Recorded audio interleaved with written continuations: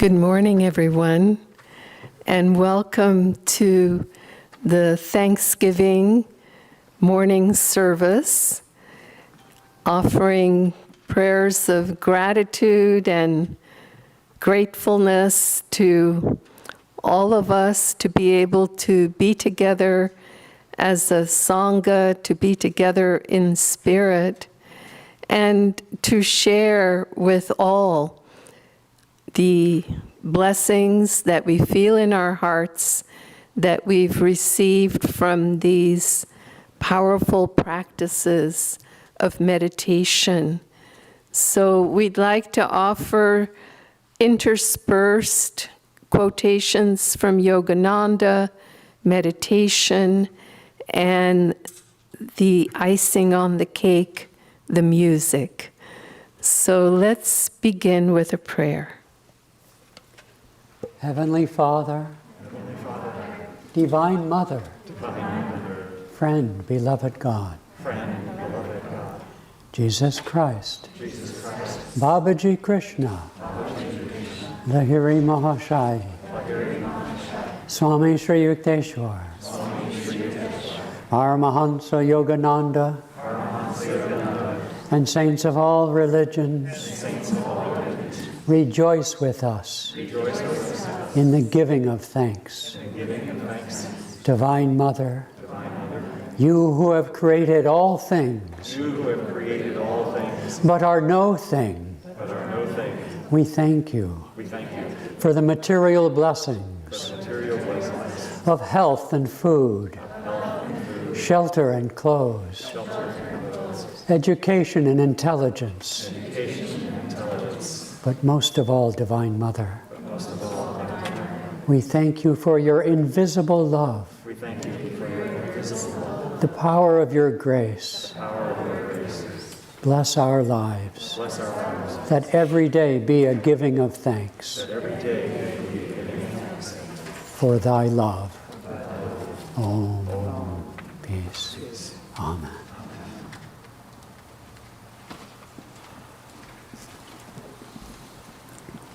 I'd like to begin with some chanting. You fill my heart with music.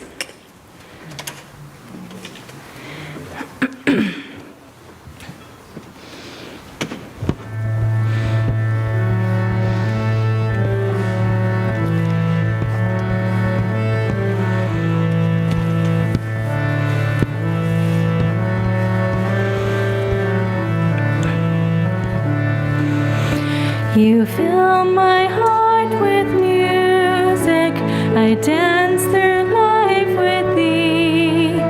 I sing your song and sorrow's gone, in joy I live ever free. You fill my heart with music, I dance through life with thee. I sing your song and sorrow's gone, in joy I live ever free. You fill my heart with music, I dance through life with thee. I sing your song and sorrow's gone, in joy I live ever free. You fill my heart with music, I dance through life with thee. I sing your song and sorrow's gone, in joy I live ever free. You fill my heart with music, I dance through life with thee. I sing your song and sorrow's gone, in joy I live ever free. You fill my heart with music, I dance through life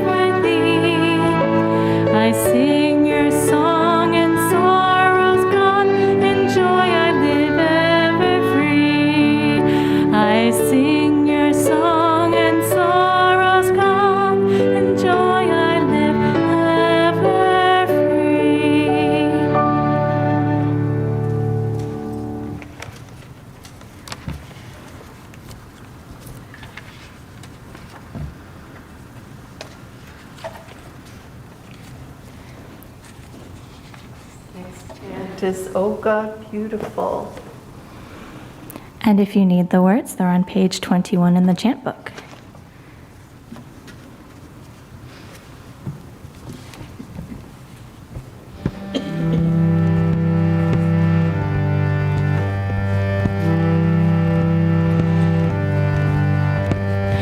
Oh God, beautiful, oh God, beautiful, oh God, beautiful, oh God, beautiful. At thy feet, oh, I do bow. At thy feet, oh, I do bow. Oh God, beautiful, oh God, beautiful, oh God, beautiful, oh God, beautiful. In the forest thou art green. In the forest thou art green. In the mountain thou art high. In the mountain thou art high. In the river thou art restless. In the river thou art restless. In the ocean thou art grave. In the ocean thou art grave. Oh God, beautiful, oh God, beautiful, oh God, beautiful, oh God, beautiful. At thy feet, oh, I do bow. At thy feet, oh, I do bow. Oh God, beautiful, oh God, beautiful, oh God, beautiful, oh God, beautiful. To the serviceful thou art service. To the serviceful thou art service. To the lover thou art love. To the lover thou art love. To the sorrowful thou art sympathy. To the sorrowful thou art sympathy. To the yogi thou art bliss. To the yogi thou art bliss. Oh God, beautiful, oh God, beautiful, oh God, beautiful, oh God, beautiful. At thy feet, oh, I do bow. At thy feet, oh, I do bow. Oh God, beautiful, oh God, beautiful, oh God, beautiful, oh God, beautiful.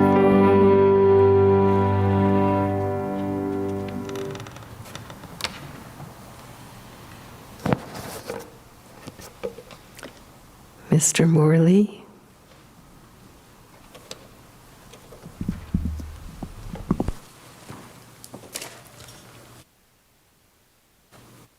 Reading is from Yogananda's message from the Thanksgiving of 1948, and it's called "The Father and His Gifts." You must be grateful every day for your many blessings, and not only when the calendar indicates that it is time for Thanksgiving. It matters little whether your material affairs are prospering or failing, for they should not be the basis of your gratitude. You must not love God for the things He can give you, but love Him because He is your Father. His gifts will come to you when you deserve them. Your duty to God is extremely important because He gave you life. Unless you understand the meaning and purpose of life, you have not lived well. A life apart from God brings only misery. A life with God is wonderful. If you satisfy the demands of your body and forget to satisfy the demands of your soul, you will live in delusion. So do not spend your time on useless things. Seek only that which will bring you lasting happiness. There is no greater power than the power of God, which always surrounds you. God is harmony, and when you follow Him, you will feel that harmony within you, and you will also be conscious of harmony outside your body. In God, all the answers. In God are all the answers to your problems. He can reveal Himself only through divine law. But if you follow the law, you will get But only if you follow the law, you will get his answer. Walk in the peaceful valley of faith, then God will walk with you, and you will realize that your responsibility lies with him. Be free forever from the trials and cords that bind you. God is the Father, and you are the child. Union with him is sufficient for all your needs. That is my Thanksgiving message to you. Now let's have a 10-minute meditation together, sitting upright, lifting the heart, opening the door of the heart, relaxing the shoulders, the burdens we carry, relax. With the head level, the eyes softly, gently closed, lift your gaze and peer through the gateless gate, the door to spirit at the point between the eyebrows. Reflect for just a moment, going into the silence, the blessings you have received, yes. The challenges that have been given to you, yes. Beneath them all lies the Spirit, ever present, ever awake, ever offering divine love, comfort, and joy. Let us rest now in the Spirit for just a few minutes.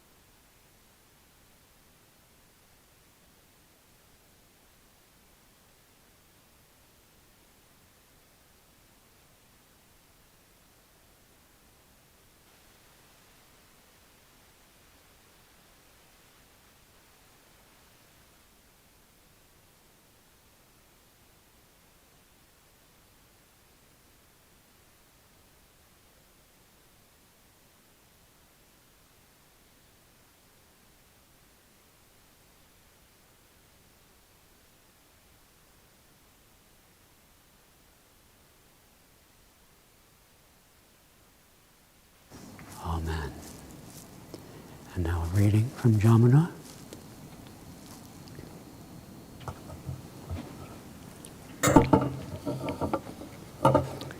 I'm reading Yogananda's Thanksgiving letter to friends and students, 1934. Millions of people who eat turkey forget to thank God at all and think more of the turkey than of God. A few people thank Him for the taste of savory turkey. If you eat turkey, be sure to stuff it with the best bliss spice dressing of thankful remembrance of God for all His gifts of wisdom, peace, power, to accomplish, and also for His other inconsequent gifts of turkey dinner, and so forth. Be sure to thank God for forgiving you, for compelling the quickening of the turkey's evolution against its own will. And also thank God that you are not the turkey to be used for the festivity of Thanksgiving. I am glad for you if you can find heaven just by not forgetting God while partaking of your august turkey dinner. And I shall have to be happy for the turkeys that they have found heaven and freedom from the misery of daily gobbling and the fear of waiting their doom through all of you, even though they are unwilling that it should happen. Anyway, don't mind my sympathy for the turkey, for I am more sympathetic toward you, who are superior to the turkey, lest you bring greater trials upon yourself by forgetting God. He is waiting to hear your unceasing knock of devotion and to open the gates of omnipresence to receive you. Whether you eat turkey or not does not matter. If you will only knock hard with devotion on the doors of your heart, He will open the gates of omnipresence to receive you. Make every day a day of thanksgiving without regular feasts, and continuous contentment will sparkle in your body, mind, and soul. If you eat turkey, be sure to search for the all-freeing God from then on until you find Him on the brink of unceasing seeking.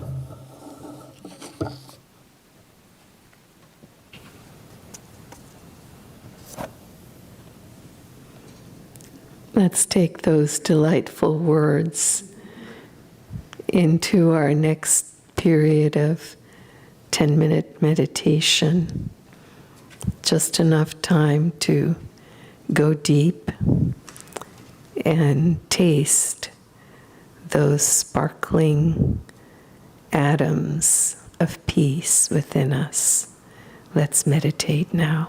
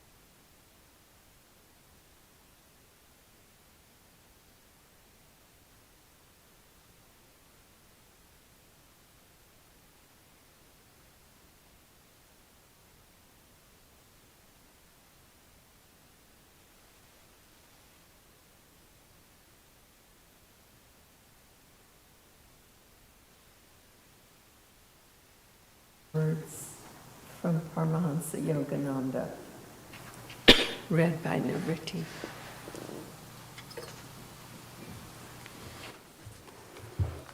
So this reading by Yogananda is from Thanksgiving talk on gratitude in 1955. For your many blessings, you should be grateful every day, not only when the calendar indicates Thanksgiving time. The basis for your gratitude should not be the state of your material prosperity. Whether your worldly possessions are many or few, you are still rich in gifts from God. Love Him, not for the outward things He may give you, but for His gift to you of Himself as your Father. When you deserve it, He will add material prosperity to the other gifts He has already bestowed on all His children.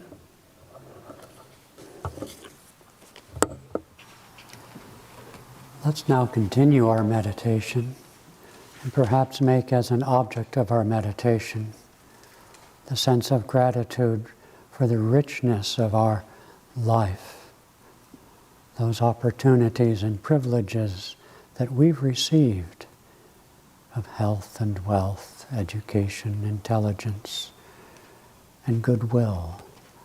Let's offer these upon the altar at the spiritual eye, giving back to the source that which we have been given, with the pledge that we shall share as we have received. Let's meditate.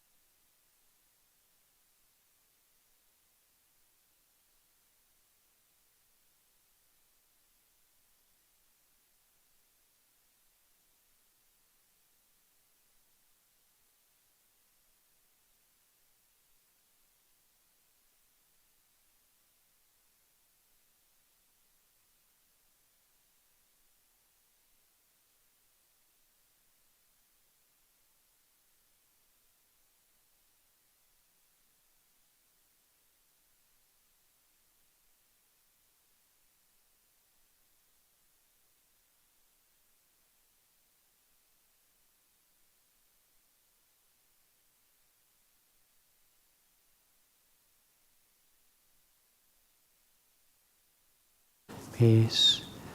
Amen.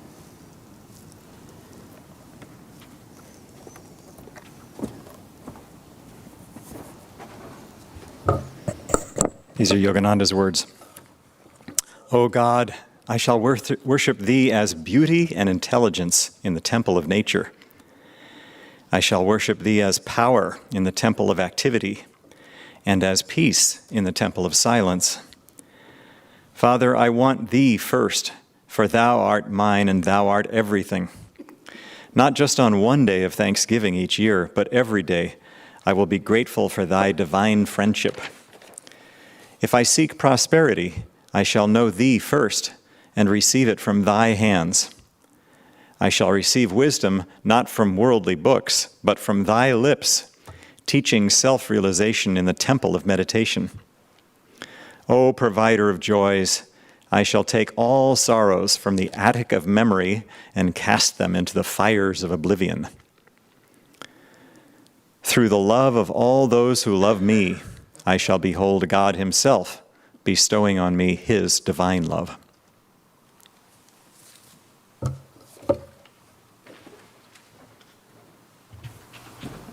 So colorful, the attic of memory. What a thought. Now we're going to go into our last period of meditation, bringing these thoughts with an open heart into the joy of meditation for about 10 more minutes.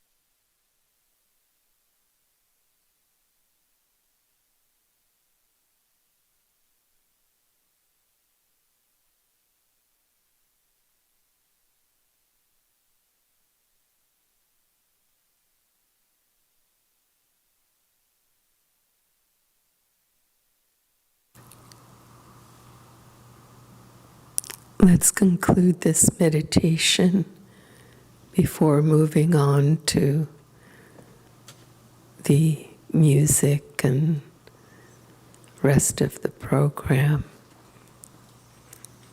with healing prayers. This morning especially, let's offer healing prayers for everyone on this planet, winding its way through a pandemic,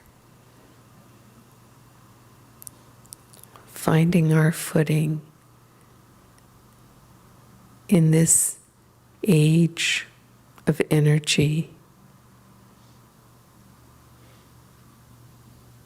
It's not an easy time for many.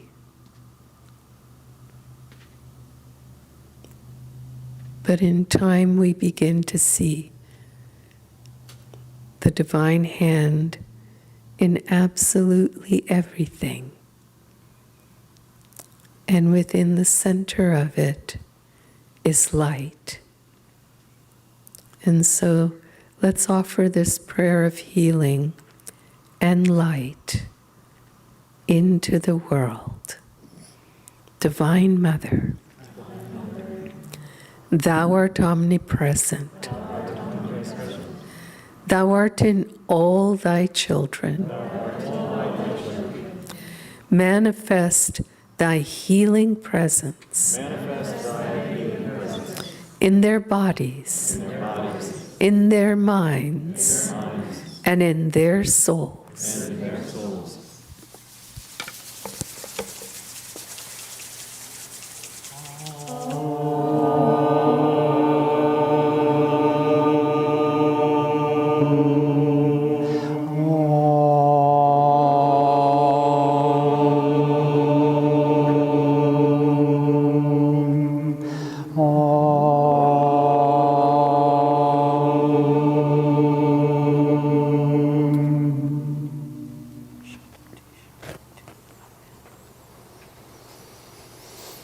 We'd like now to play for you about a 9-minute clip of Yogananda speaking, taken from one of the albums.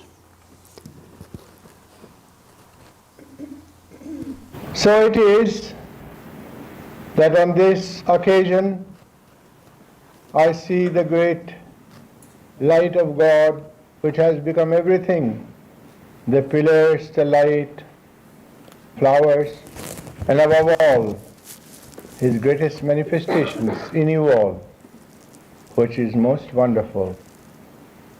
And it is He that is doing everything.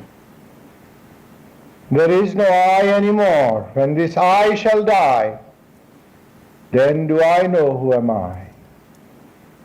So remember, though He has separated you from His consciousness through the equity which is endowed to you, you have to play that dream equity.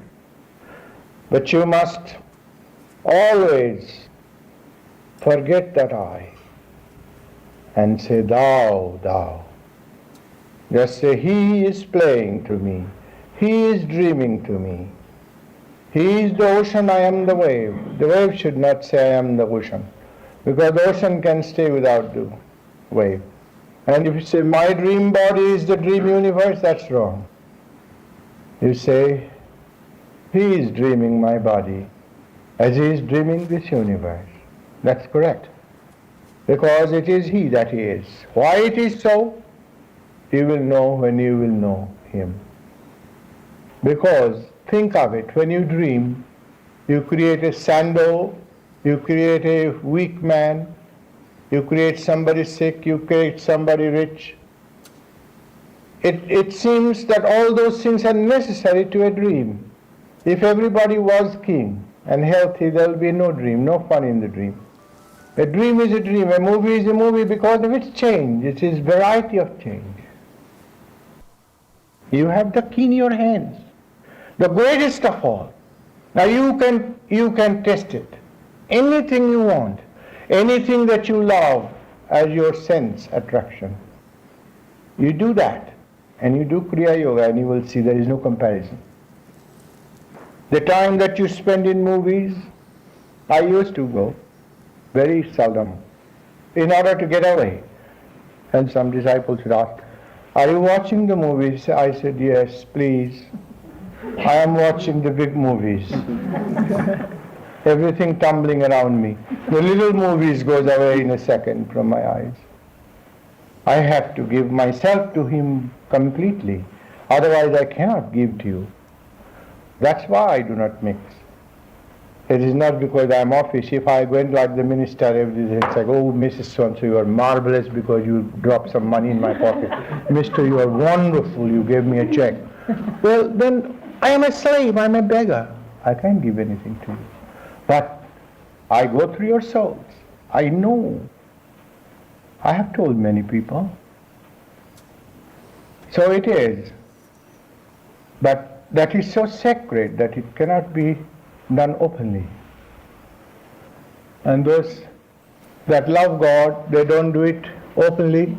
But that's one thing I do. I do walkie-talkie with you.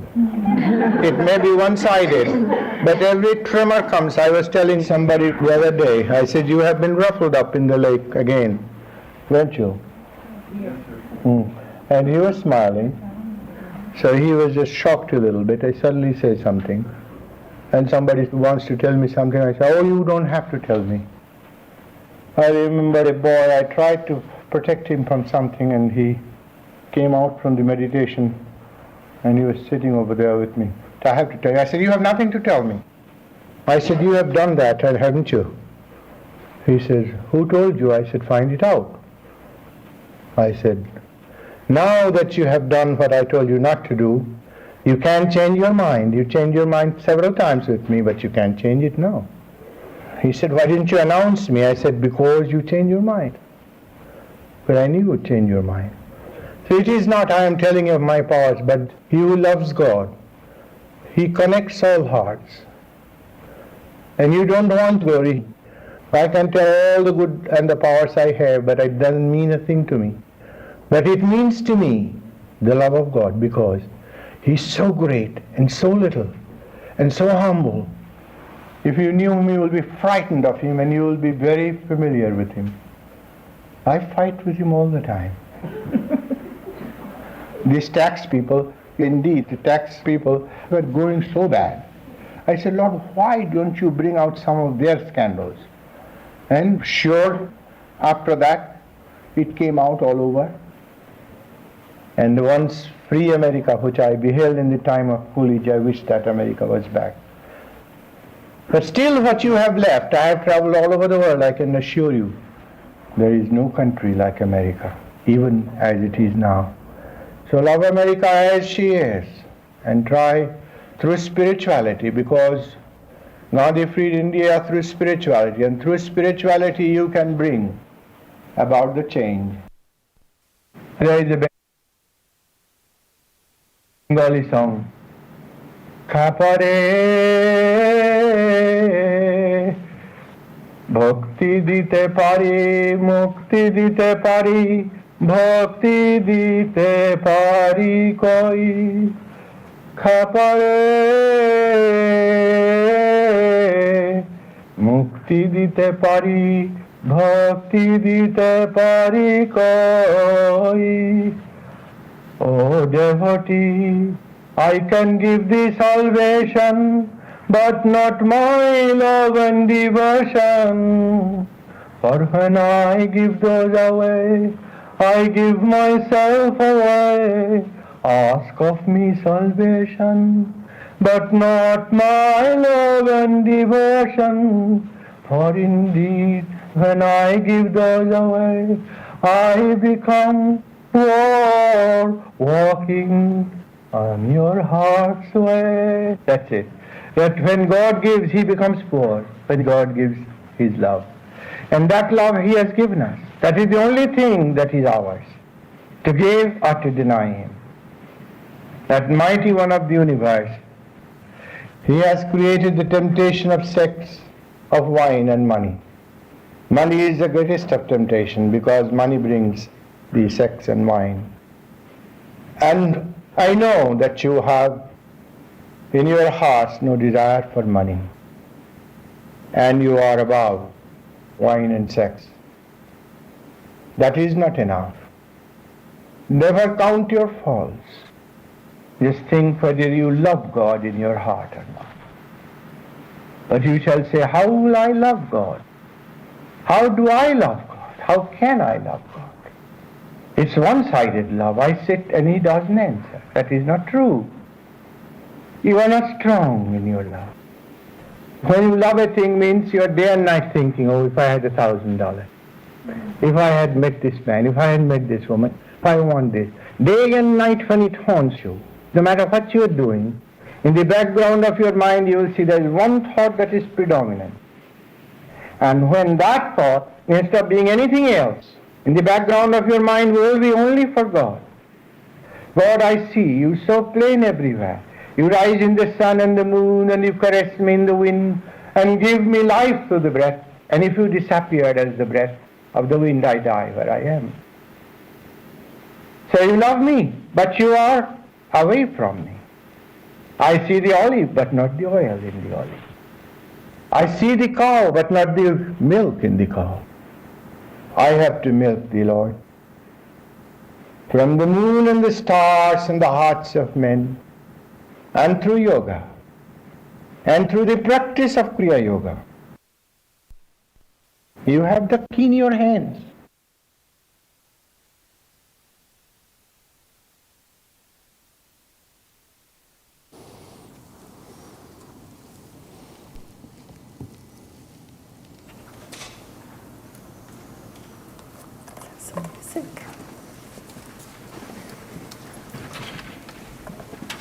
We'll sing There's Joy in Heaven by Swami Kriyananda, and feel free to sing along.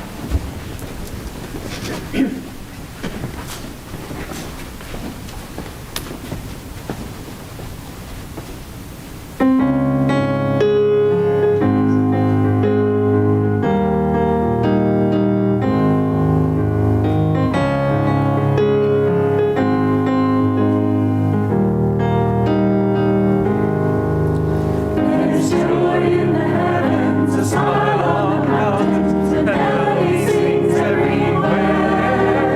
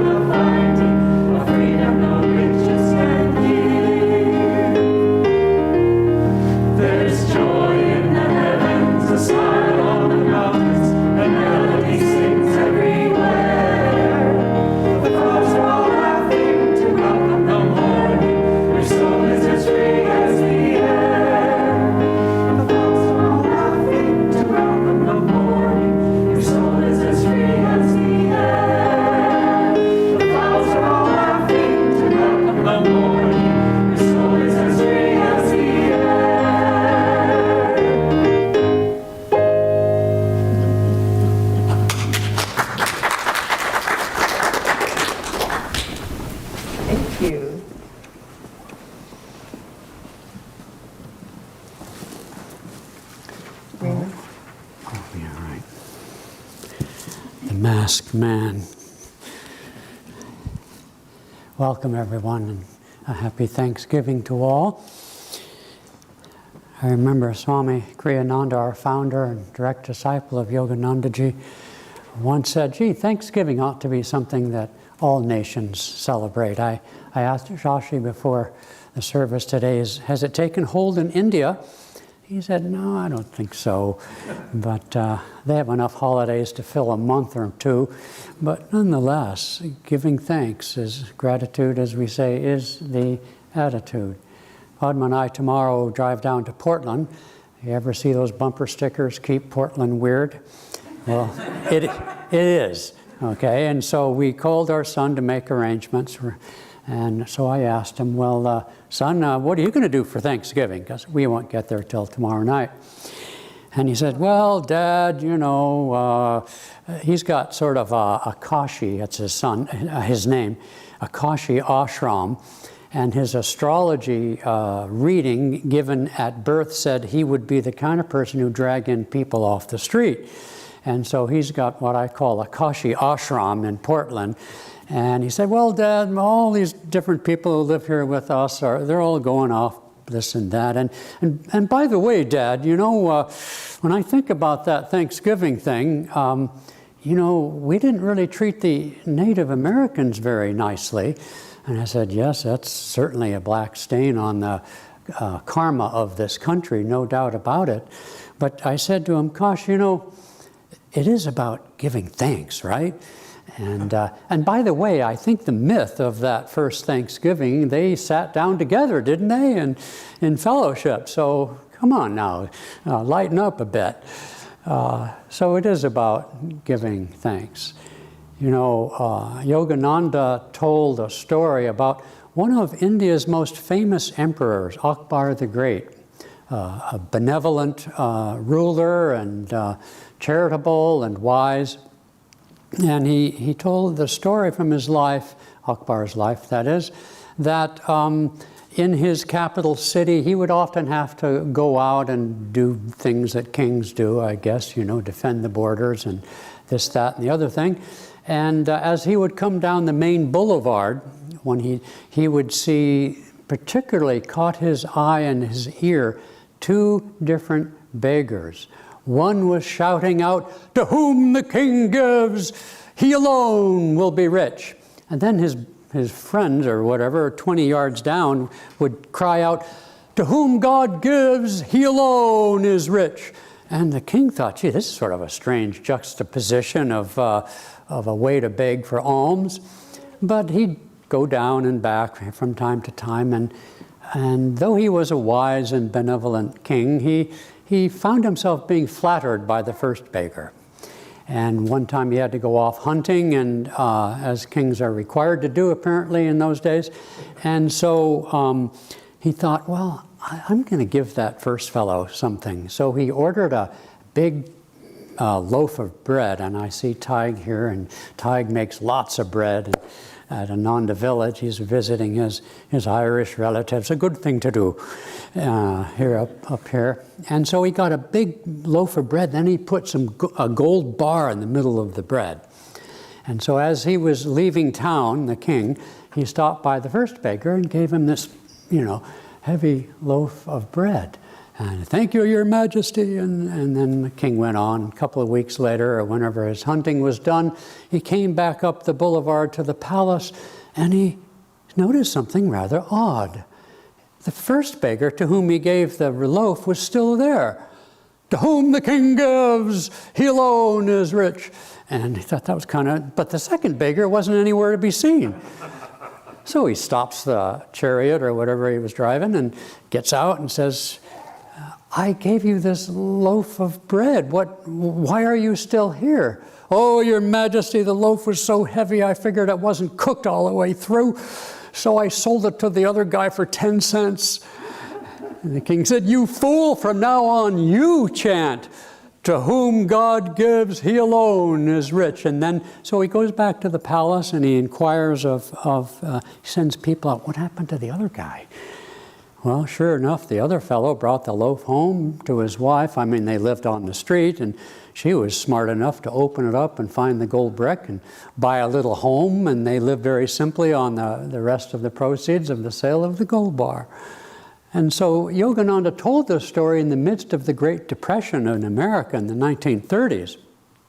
And he came from India at a time when the British were still there, which translated into them being poor and the British rich. But in any case, he came to the wealthiest country in the world at that time.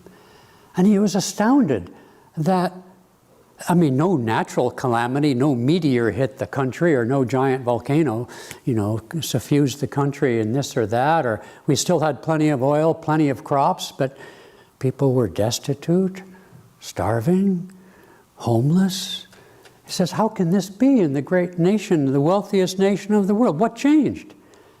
And I remember, we grew up, some of us, from parents who grew up in the Great Depression. So naturally, we had to hear all about how they walked 5 miles uphill through snow with no shoes. But in any case, that question is, how could that happen? All the resources were there. All the people's energy was there. How could we suddenly? And he said, it's because of greed. It's because of, you think of the 1920s and the stock market. And he said, the day will come again when America will face something far greater than the Great Depression, again, because of greed.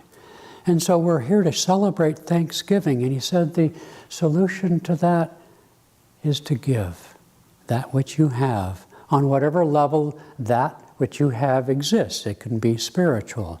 It can be many talents. It can be your wealth, etc. Whatever we have been given. The concept of giving back to God, the Christian thing of tithing, for example, is a wonderful spiritual practice, not when it's enforced, obviously, but when it's given from the heart, to recognize the source of our abundance, to recognize where all things come from. So the next time you buy a loaf of bread, check it.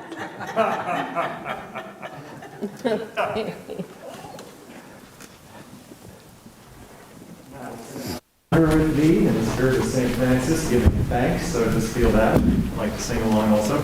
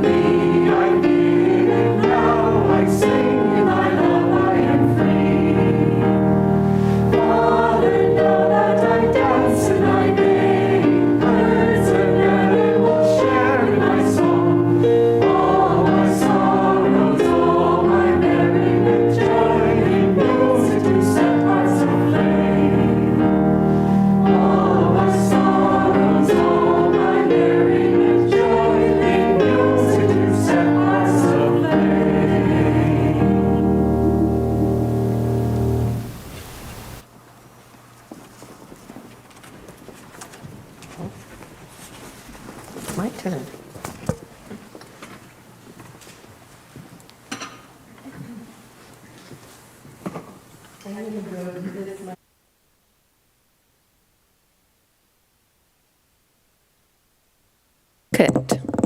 To fit into today. So just a few brief thoughts about Thanksgiving. Swami Kriyananda, Swamiji as we used to call him, like to tell the story about when he was a little guy and his neighbor had done something nice for them, and he thanked the neighbor. And then he proudly came back to his mother and said, "I thanked her." And his mother said, "Of course you thanked her. That was the gracious thing to do. That is how it should be." And she didn't let him bask in the glory of having done this really great thing, of being grateful.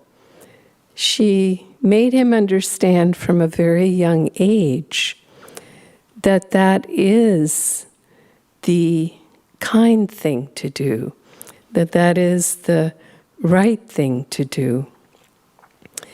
And as I was meditating on this concept, this quality of gratitude, I realized that in order to be grateful, well, think of it this way.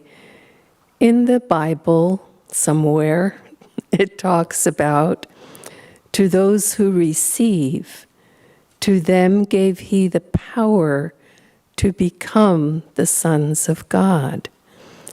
And in order to receive, we have to have space in our own hearts that is open enough to receive. And when we give gratitude, as an example, generosity and gratitude really go hand in hand, don't they? Those two qualities do. And so when we give gratitude, it opens our hearts, and we've given some part of ourselves in gratitude, some part of our spirit. And nature abhors a vacuum and then immediately fills it with joy, with peace, with calmness, with all of the qualities that are in alignment with gratitude in our own spirit. I like to think of it that if I have a cup, and if that cup is full of my ego, symbolically, and God tries to pour joy into my cup, there's no room. It just spills over the edges because we haven't made room. And so gratitude is that which we give, we express, and in the giving, we are blessed.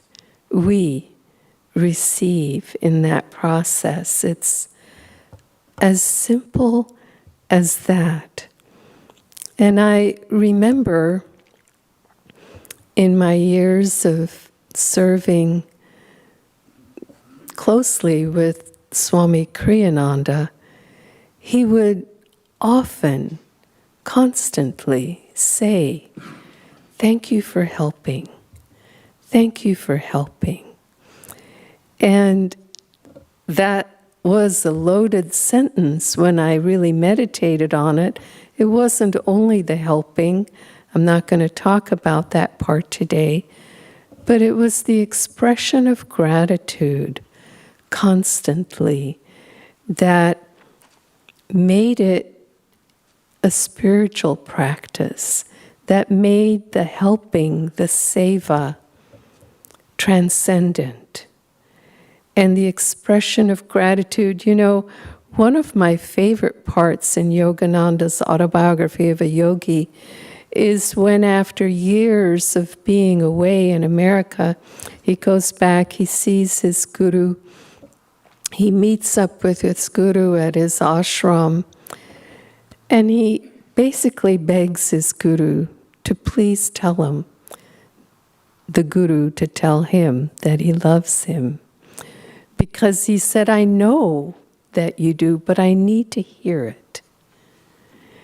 And this is an avatar speaking to an avatar, saying, I need to hear it.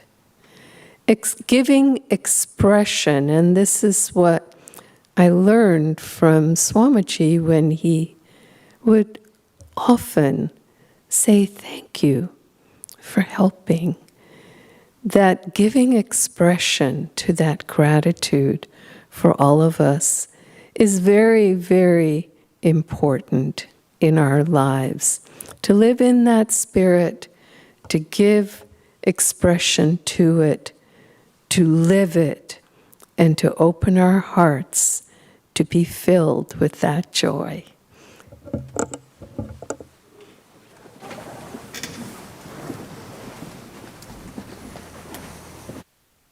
This is the song Brothers by Swami Kriyananda.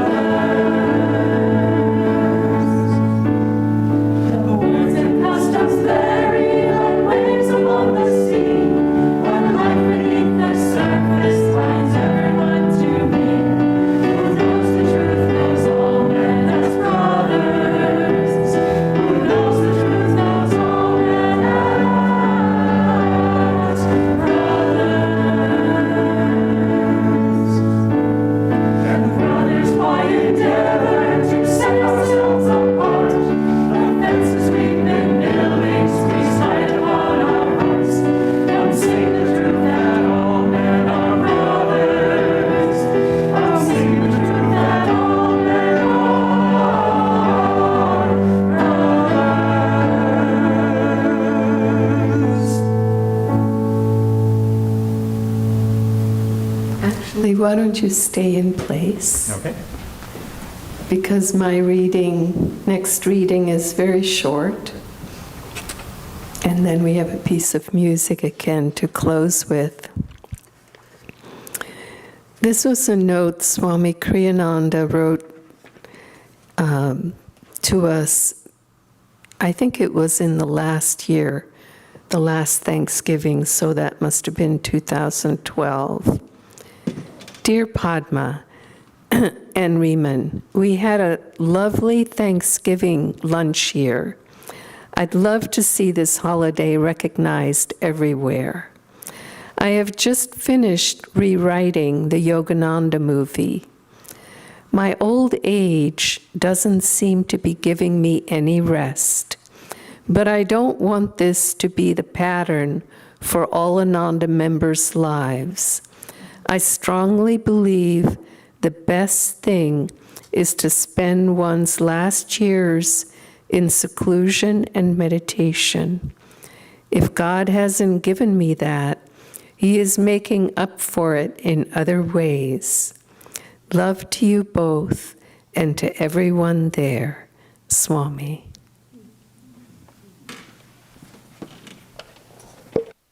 I invite you to share the light. This is a round, very simple. And the words are, give me a light to light my way. Truth is a light, so wise men say. Now, this half of the room is going to follow this half of the choir and Shay on flute. And this half is going to follow this half of the choir and Ethan on violin. We'll separate it at a moment. And the trick is, you won't even be able to see we're singing because we're all wearing masks. So you're going to have to use your intuitive powers for this. But you'll see that when I kind of look at them and direct them, they'll be repeating that line, and then we'll end by them repeating that line. And you do your best to follow them, okay? So here we go.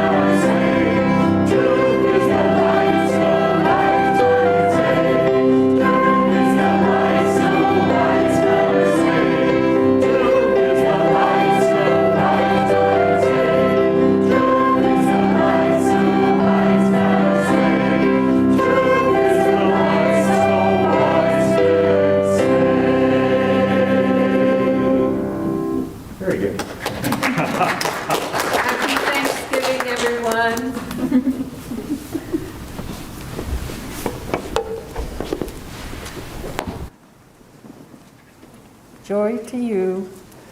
Since Padma says we should say thank you. Thank you, singers. Joel is a rare appearance.